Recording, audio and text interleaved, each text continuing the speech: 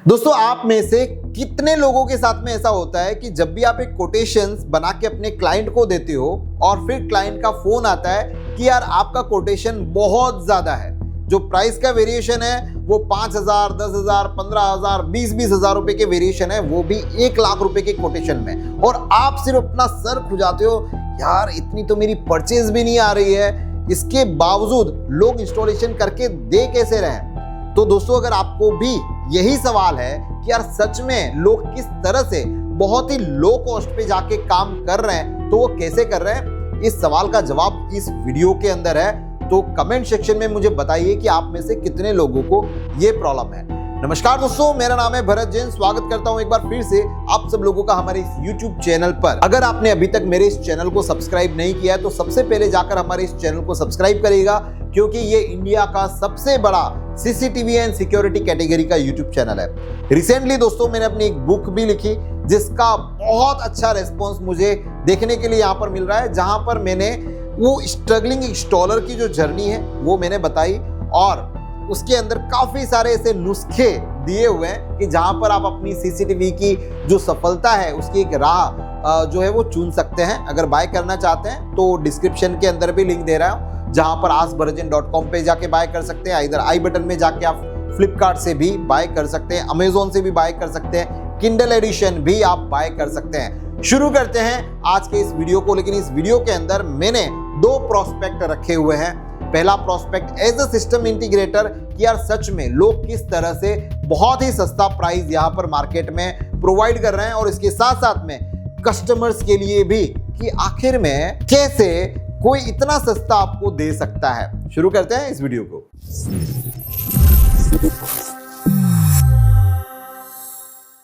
दोस्तों, सबसे पहले एक प्रोस्पेक्ट जानते हैं कि आखिर में कौन कौन से फैक्टर हैं जो प्राइस को अफेक्ट करते हैं।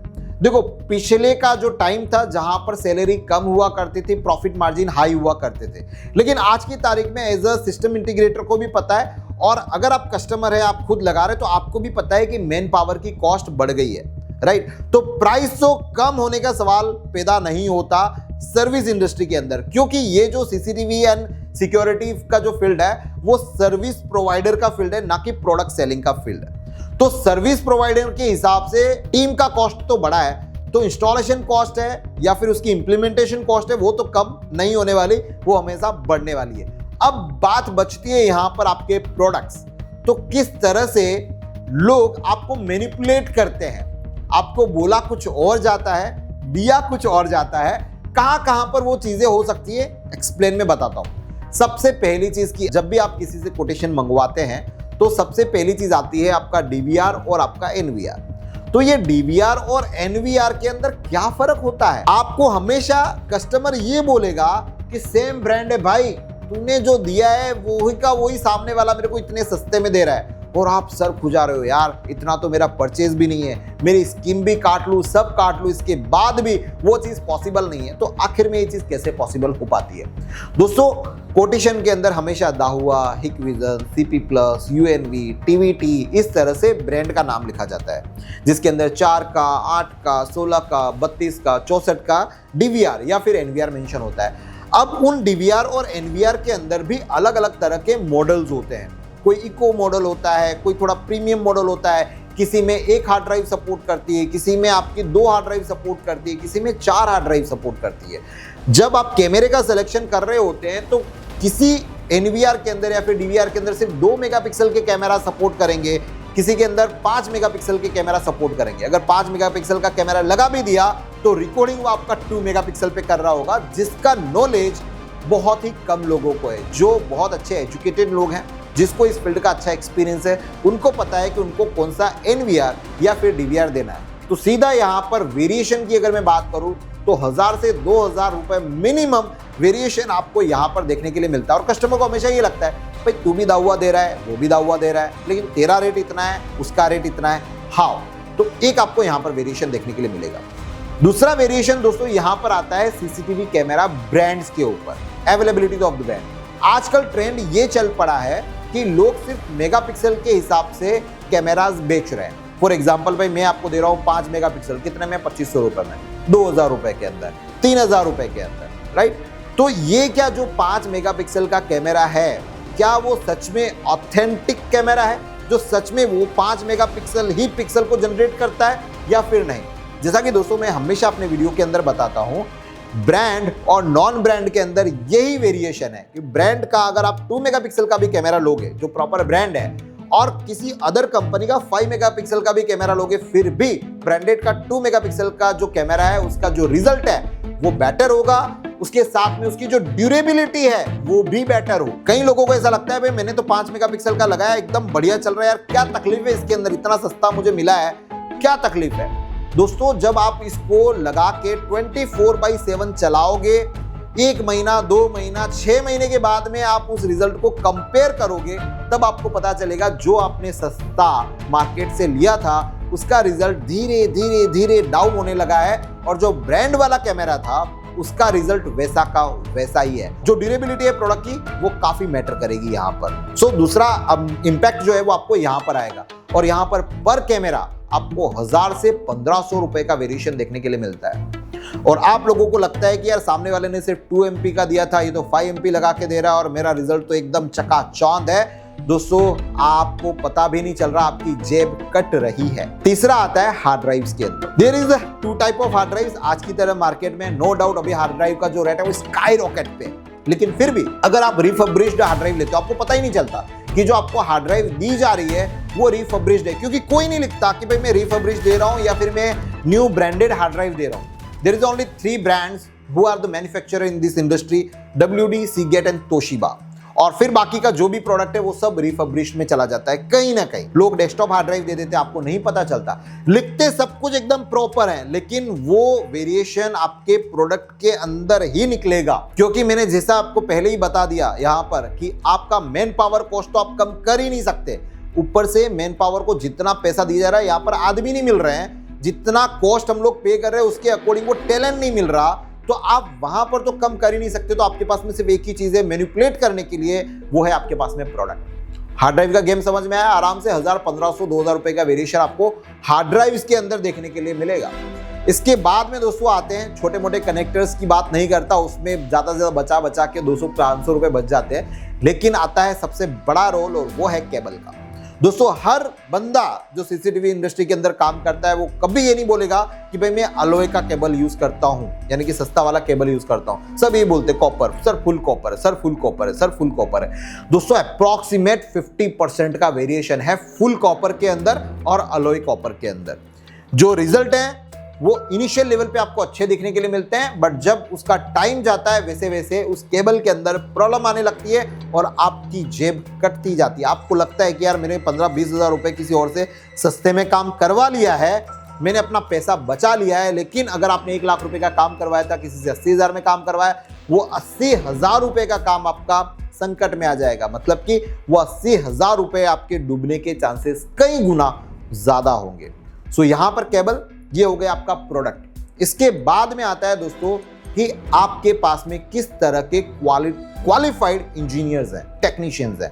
दोस्तों जब भी एक qualified engineer CCTV camera install करता है, उसकी फिनिशिंग, उसका प्रोडक्ट के बारे में knowledge, brightness, contrast, WDR, BLC, HLC, बहुत सारे फंक्शंस होते हैं जो कैमरा के अंदर, जो एक क्वालिफाइड इंजीनियर, जो एक एक्सपीरियंस इंजीनियर जो होगा वो उसको प्रॉपर से आपको सेट करके देगा। आपका काफी सारा पैसा बचाएगा वहां पर और आपको एक अच्छा रिजल्ट वहां पर देगा। लेकिन जो नौसिखिए हैं हमारी इंडस्ट्री के, जिनको अपना खुद का करना है, बराबर नहीं, हम तो बिजनेस अपना खुद का करेंगे, हम किसी की गुलामी नहीं करेंगे, चाहे उनके पास में प्रोडक्ट एक्सपीरियंस हो ना हो, चाहे उनके पास में कोई और चीज बिजनेस करने की टेक्निक्स जो होती है वो हो ना हो, वो खुद का बिजनेस शुरू करते हैं और इस तरह से क्लाइंट की जेब कट जाती है। यानी क्लाइंट को ऐसा लगता है हमेशा कि यार ये सस्ता दे रहा है, ये महंगा दे रहा है, वो ज्यादा लूट रहा है, ये लूट नहीं रहा है, इससे काम करवाते हैं। लेकिन दोस्तों आपकी जेब यहां पर भी कट जाएगी। तो क्वालिफाइड इंजीनियर्स होना बहुत जरूरी है और उनकी कॉस्ट लगती है, सब जानते हैं। ऐसा बिल्कुल भी नहीं है कि कोई नहीं जानता, इवन जो कस्टमर लगवा रहा है वो भी जानता है कि भाई हाँ, अगर अच्छा मैन पावर उठाऊंगा, ठीक है, तो उसका कॉस्ट ज्यादा ही होगा। तो जब ज्यादा होगा, समझते हैं, सब कुछ करते हैं, इसके बाद भी उस लोभ वाली चीजों के अंदर आकर, पैसे बचाने वाली चीजों के अंदर आकर उस दलदल के अंदर फंस जाते हैं। अब बात करते हैं सर्विस की। मैंने पहले बोला कि ये प्रोडक्ट सेलिंग इंडस्ट्री नहीं है, ये सर्विस ओरिएंटेड इंडस्ट्री है। इसको आप एक तरह से थैंकलेस जॉब भी बोलते हैं कई लोग की सर्विस, मतलब कि हमेशा इसके अंदर आप कितना भी अच्छा सर्विस दे दो आपको कभी वाहवाही नहीं मिलती है कहीं ना कहीं। लेकिन इसके बावजूद भी कोई भी पर्सन जब आपके पास में कोटेशन लेके आता है या फिर जब भी आप कोटेशन देते हो, कोई आपको ये नहीं बोलेगा सर हम 4 बार में फोन उठाते हैं, सर हम आप एक बार फोन करोगे तो मैं 7 दिन तक आऊंगा नहीं क्योंकि मेरे पास में मैन पावर ज्यादा है नहीं, मैं अकेला ही काम करता हूं। कोई नहीं बोलेगा। एवरीवन यूज्ड टू से कि सर आधी रात को फोन करो मैं आपके पास में अवेलेबल हो जाऊंगा। लेकिन जब आप आधी रात को क्या दिन में भी फोन करो, जब काम हो जाए, जब पेमेंट पूरा हो जाए, इसके बाद में वो कितने टाइम में आपके पास में पहुंचता है, इट मैटर्स। बोलना हर किसी के लिए आसान है लेकिन वहां तक सर्विसेज देना it's tough kind of job. मेरे पास में डेली बहुत सारे लोग आते हैं जो कहीं ना कहीं अपना खुद का बिजनेस कर रहे थे, फिर वहां से छोड़ के वापस से जॉब के ऊपर आ रहे हैं क्योंकि सर्विस के अंदर आपको पैसा मिलता नहीं है।